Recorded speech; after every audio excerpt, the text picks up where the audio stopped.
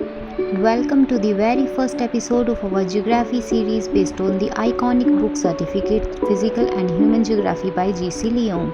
Indian edition. Whether you are preparing for competitive exams, deepening your understanding of the physical world, or just curious about how our planet works, you are in the right place. In the first chapter, The Earth and the Universe, we set the foundation for everything that follows.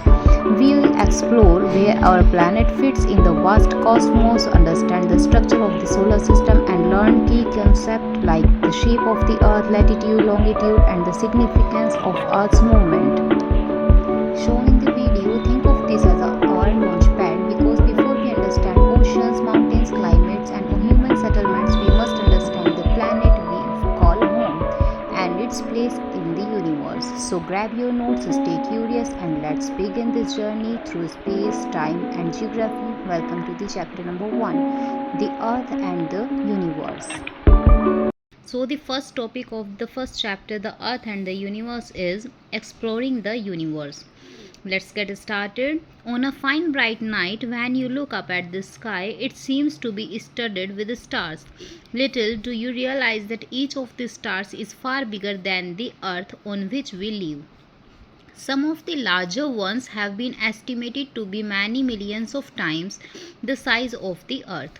These stars are not scattered regularly in space, they occur in clusters, better described as galaxies or nebulas. Each galaxy may contain as many as 100 million stars. It is believed that the Earth's own galaxy, the Milky Way, alone contains as many as 1,00,000,000 stars. The stars appear small to us even though a telescope because they are so far away. The light from the nearest star traveling at the speed of light, i.e. 186,000 miles per second, takes something like 4 years to reach us. A ray of light from the sun takes about 8 minutes to reach the earth. Light takes only a second to reach us from the moon. The solar system. The solar system comprises the sun and its 9 planets, which are believed to have been developed from the condensations of gases and other lesser bodies. All the planets revolve around the sun in elliptical orbits. Like the earth, they shine only by the reflected light of the sun.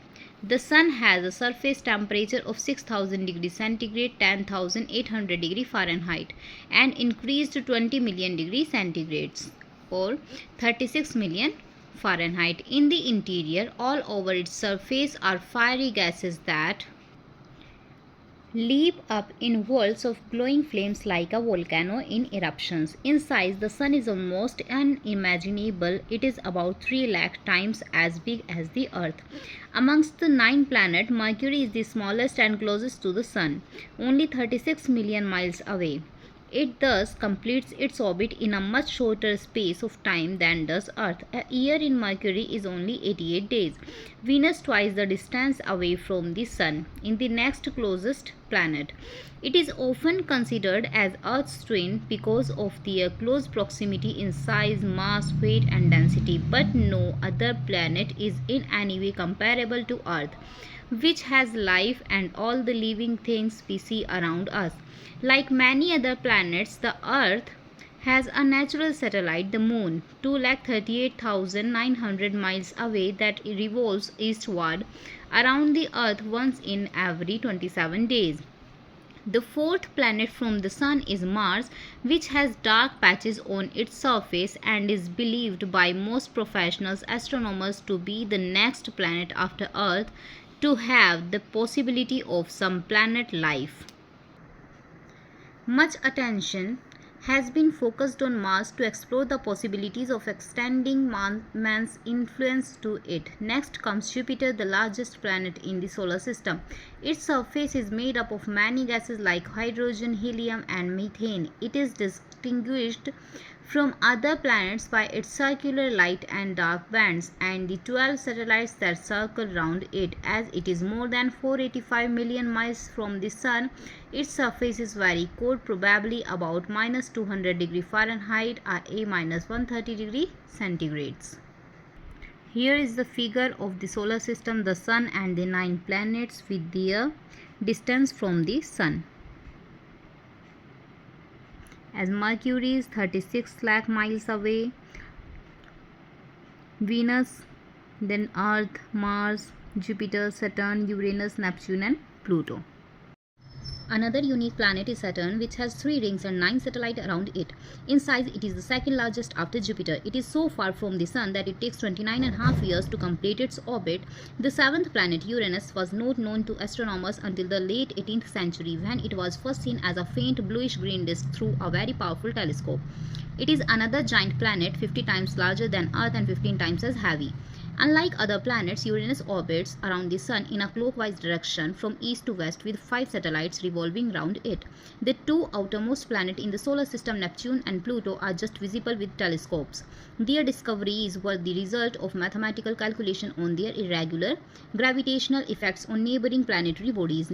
Neptune closely resembles Uranus except that it has only 2 known satellites and is probably much colder. Pluto is smaller than Earth, as the orbits of the planets are not circular but elliptical. The distance of Pluto from the Sun during perihelion, i.e. when it is closest to the Sun, is 2766 million miles, and at aphelion, i.e. when it is farthest from the Sun, is 4566 million miles. A year in Pluto is no less than 247 years on Earth. Due to their very recent discovery and their extreme remoteness from the Earth, very little is so far known about these 2 planets. The shape of the Earth. In the olden days, sailors feared to venture far into the distant ocean because they thought the earth was as flat as a table. They thought that when they reached the edge of the earth, they would slip down and perish in the bottomless ocean. This is of course not true. From years of accumulated knowledge, experience and observations in different parts of the world, we know that the earth is round. Its spherical shape is an established fact, proved and accepted by all. There has been so much research done on earth science that its various dimensions have been accurately found. It has an equatorial circumference of 24897 miles and its polar circumference is less by 83 miles. Its equatorial diameter is 7926 miles and its polar diameter is shorter by 26 miles. This simply shows that the earth is not a perfect sphere. It is a little flattened at both ends like an orange. It can in fact be called a geoid, earth-shaped. The spherical shape of the earth is also masked by the intervening highlands and oceans on its surface. Evidence of the Earth's sphericity. There are many ways to prove that the Earth is spherical. The following are some of them. First is circumnavigation of the Earth. The first voyage around the world by Ferdinand Magellan and his crew from 1519 to 1522 proved beyond doubt that the Earth is spherical. No traveler going round the world by land or sea has ever encountered an abrupt edge over which he would fall. Modern air routes and ocean navigations are based on the assumptions that the Earth is round. Figure 2.a, circumnavigation of the Earth. A round world here and a curved Earth. Second, the circular horizon. The distant horizon viewed from the deck of a ship at sea or from a cliff on land is always and everywhere circular in shape.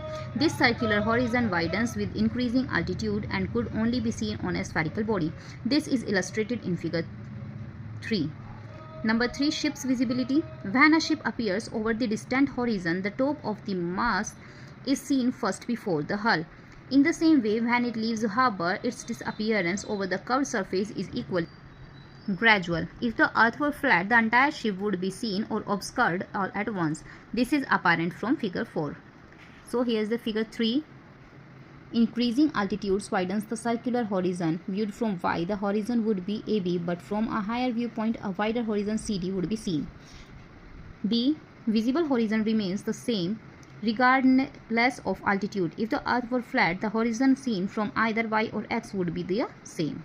And the figure 4 is the mast of a ship is being before the hull on curved horizon. A spherical earth, mast, hull, mast. Okay. And if it is a flat earth, then it should be seen as such, a flat earth. A flat earth, the entire ship is seen at once on a flat surface. Number 4 is sunrise and sunset. The sun rises and sets at different times in different places. As the earth rotates from west to east, places in the east see the sun earlier than those in the west. If the earth were flat, the whole world would have sunrise and sunset at the same time. But we know this is not so. Figure 5 illustrates this. Here's the figure 5. The sun rises and sets at different times for different places. If the earth is spherical, then sunrise and sunsets will be like this. Okay? And here is the figure 5.b. If the whole world will have sunrise or sunset at the same time and the earth is flat, then sunlight.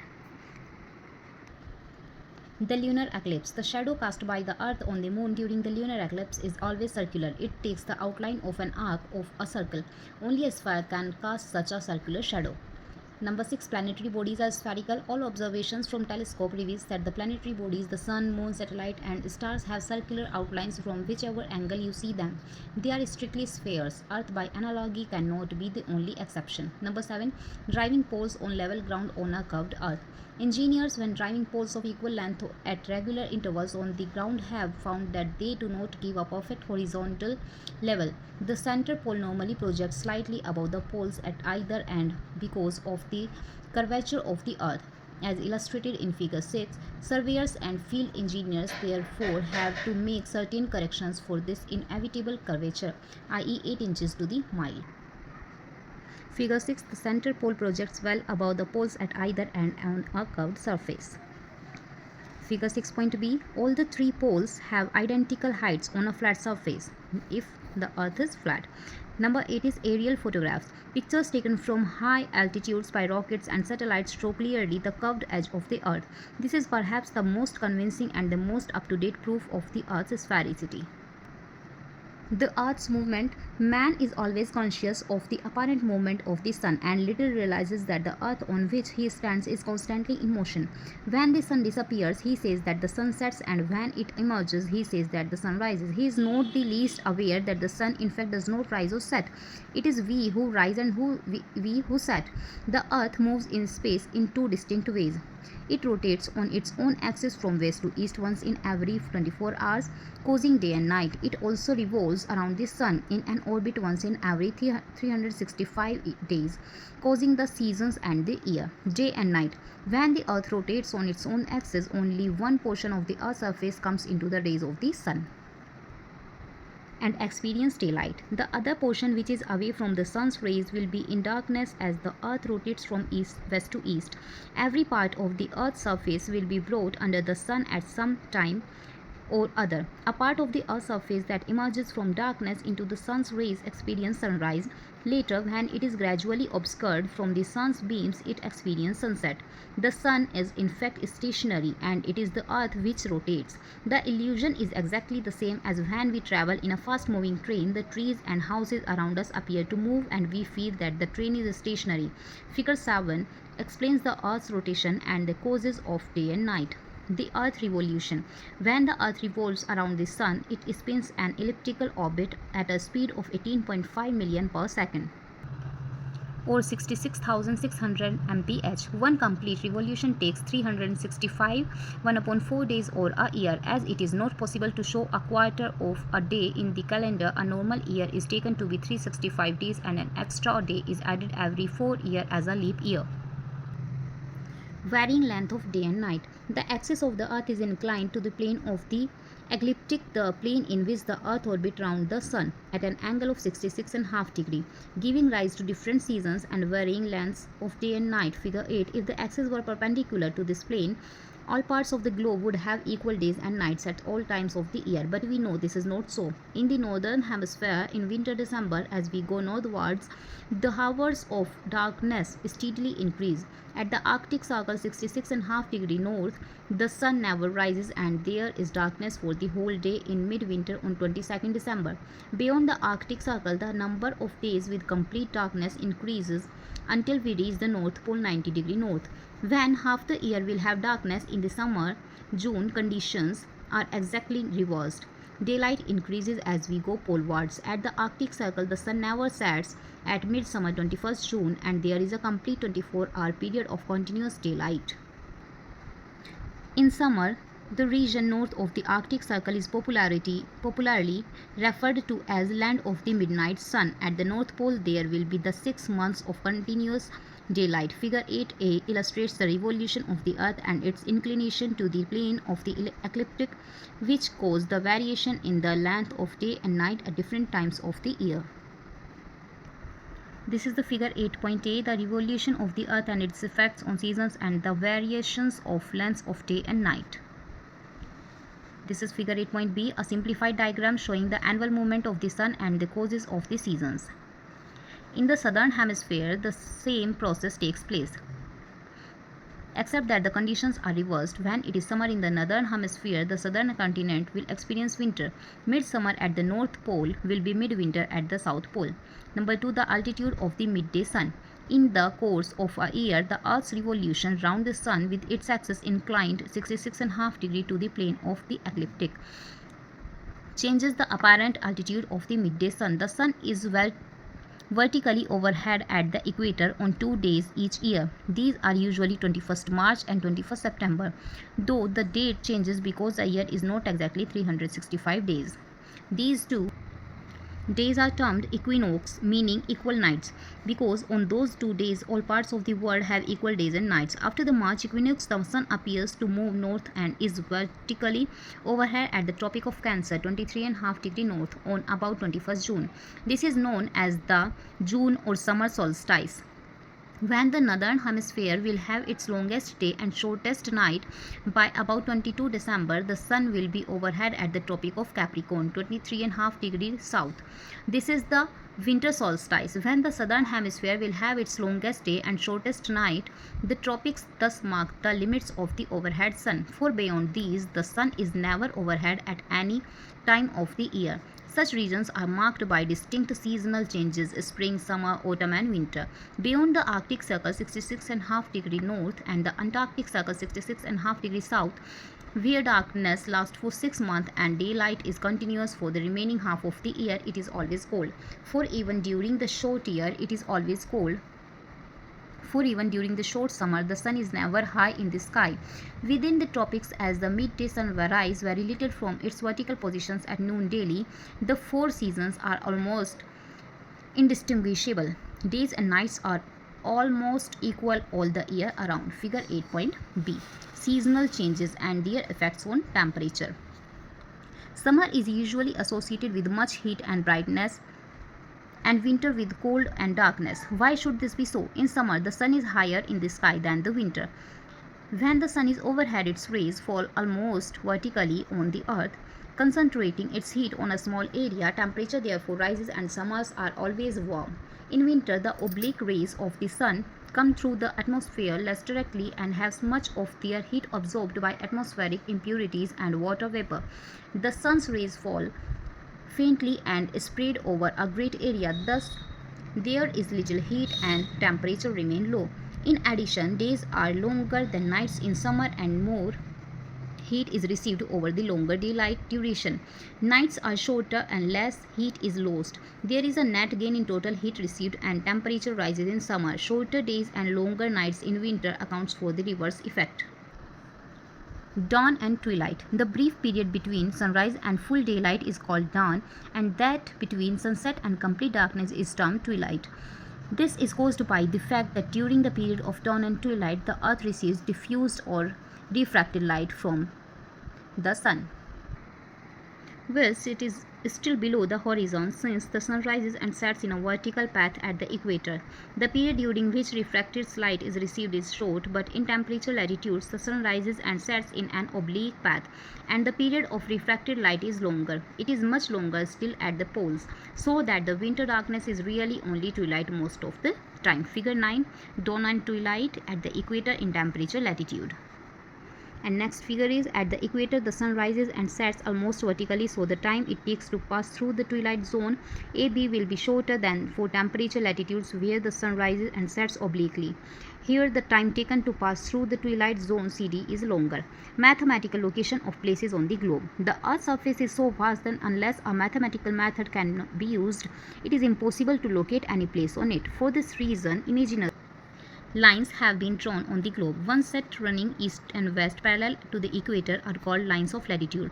The other set runs north and south passing through the poles and are called lines of longitude. The interactions of latitude and longitude pinpoints any place on the Earth's surface. For example, Delhi is 28 degree 37 north and 77 degree 10 east. London is 51 degree 30 north and 0 degree 5 west, and Sydney is 33 degree 55 south and 151 degree 12 east. We shall examine more closely how latitude and longitude are determined and the role they play in mathematical geography. Latitude. Latitude is the angular distance of a point on the Earth's surface measured in degrees from the center of the Earth as shown in figure 10a. It is parallel to a line, the equator, which lies midway between the poles. These lines are therefore called parallels of latitude. And on a globe are actually circles becoming smaller pole wards. The equator represents 0 degree and the north and south poles are 90 degree north and 90 degree south. Between these points, lines of latitude are drawn at intervals of 1 degree. For precise location on a map, each degree is subdivided into 60 minutes and each minute into 60 seconds. The most important line of latitude are the equator, the Tropic of Cancer 23.5 degree north, Tropic of Capricorn 23.5 degree south, the Arctic Circle 66.5 degree north and the Antarctic Circle 66.5 degree south. As the Earth is slightly flattened at the poles, the linear distance of a degree of latitude at the poles is a little longer than that of the equator. For example, at the equator 0 degree it is 68.704 miles, at 45 degree it is 69.054 miles, and at the poles it is 69.407 miles. The average is taken as 69 miles. This is a useful figure and can be used for calculating distance to any place. Bombay is 18.55 degree north. It is therefore 18.55 multiplied 69 or 1280 miles from the equator. With the aid of your atlas, find the approximate distance of the following places from the equator: Singapore, Calcutta, Paris, New York, Buenos Aires and Auckland. Figure 11a. The latitude of 38 degree north is the angular distance of a point on the Earth's surface north of the center of the Earth. This figure. The longitude of 135 degree west is the angular distance west of the prime meridian. C. The precise location of place X is latitude 52 degree north and longitude 26 degree west, where they intersect. Longitudes. Longitude is an angular distance measured in degrees along the equator east or west of the prime meridian, as indicated in figure 11. On the globe, longitude is shown as a series of semicircles that run from pole to pole. Passing through the equator, such lines are also called meridians. Unlike the equator, which is centrally placed between the poles, one meridian could have been taken to begin the numbering of longitude. It was finally decided in 1884 by international agreement to choose as the zero meridian the one which passes through the Royal Astronomical Observatory at Greenwich, near London. This is the prime meridian 0 degree from which all other meridians radiate eastward and westward up to 180 degree. Since the Earth is spherical and has a circumference calculated at 25,000 miles in linear distance, each of the 360 degrees of the longitude is 25,000 divided by 360 or 69.1 miles. As the parallels of latitudes become shorter polewards, so the meridians of the longitude which converge at the poles enclose a narrower space. The degree of longitude therefore decreases in length. It is longest at the equator, where it measures 69.172 miles. At 25 degree it is 62.73 miles. At 45 degree it is 49 miles, and at 75 degree 18 miles, and at the poles 0 mile. There is so much difference in the length of degrees of longitude outside the tropics that they are not used for calculating distances as in the case of latitude, but they have one very important function. They determine local time in relation to GMT or Greenwich Mean Time, which is sometimes referred to as world time. Longitude and time. Local time. Since the Earth makes one complete revolution of 360 degree in 1 day or 24 hours, it passes through 15 degree in 1 hour or 1 degree in 4 minutes. The Earth rotates from west to east, so every 15 degree we go eastwards, local time is advanced by 1 hour.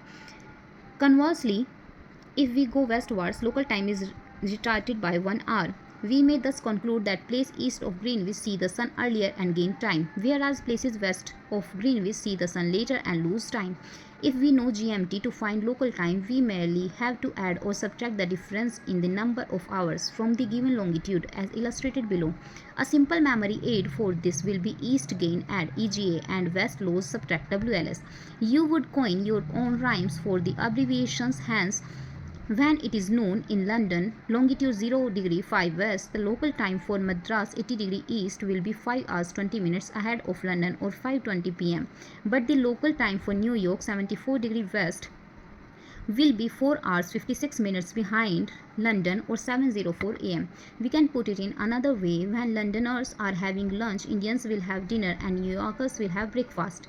This is difficult to believe, but it is true. The rotation of the earth round the sun means that at any point in time different places will experience a different time of the day. There are many ways of determining the longitude of a place. The simplest way is to complete the local time with GMT by listening to BBC radio. For example, the captain of a ship in the midst of the ocean wants to find out in which longitude his ship lies. If GMT is 8 am and it is noon in the local region, it means that he is 4 hours ahead of Greenwich and must be east of Greenwich. His longitude is 4 × 15 or 60 degree east. Standard time and time zones. If each town were to keep the time of its own meridian, there would be much difference in local time between one town and the other. 10 am in Georgetown, Penang would be 10:10. In Kota Bharu, a difference of 2.5 degrees in longitude. In larger countries such as Canada, USA, China, India, and USSR, the confusion arising from the difference alone would drive the people mad.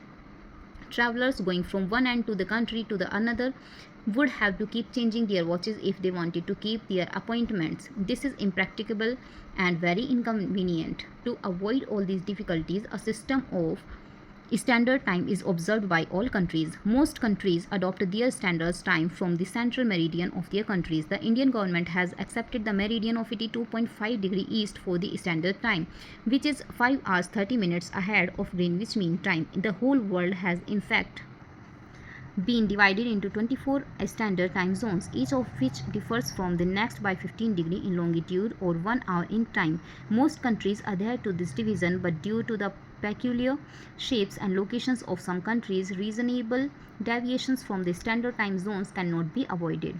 Larger countries like USA, Canada, and USSR, which have a great east-west stretch, have to adapt several time zones for practical purposes.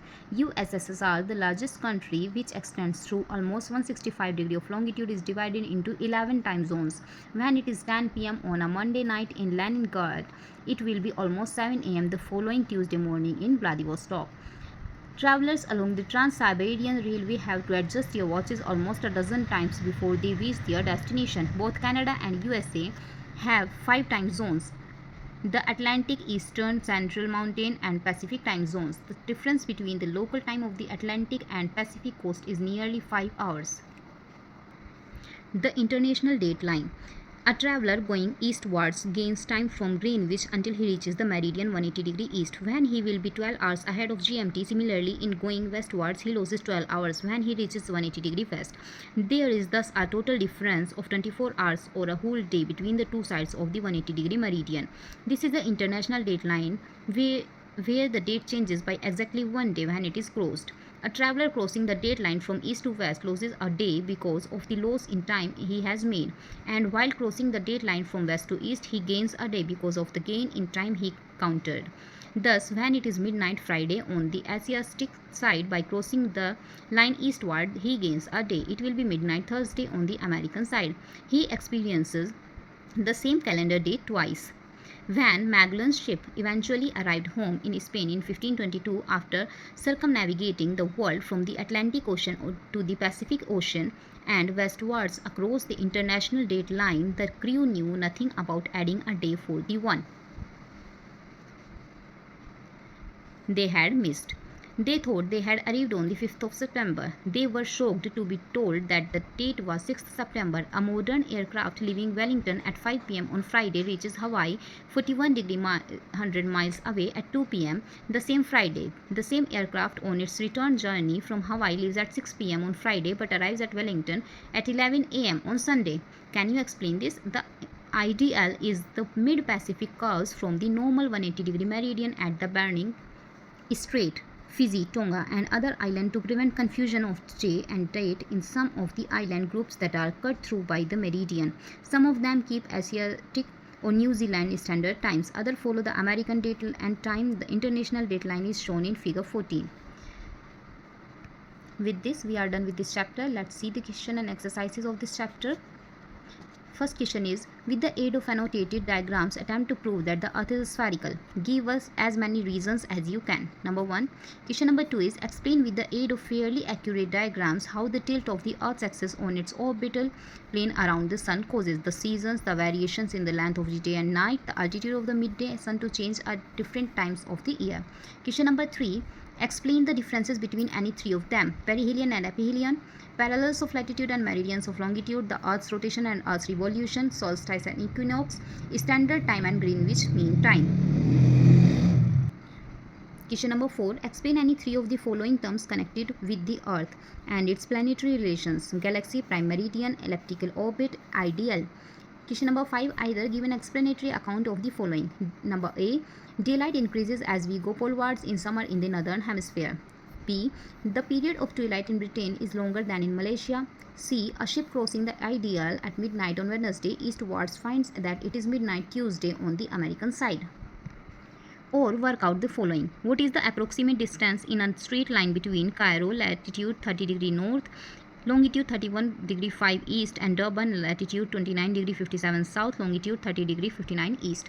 Second, when it is 2 p.m. in Greenwich, what is the local time of Sydney? Longitude 151 degree east, Chicago, longitude 87 degree 30 west, and Bombay, longitude 73 degree east. Third, the captain of a ship observed that it was local noon. He turned on the radio and listened to the 7 a.m. BBC news. What was his longitude? Next questions are selected questions from Cambridge Overseas School Certificate papers. Question number 1.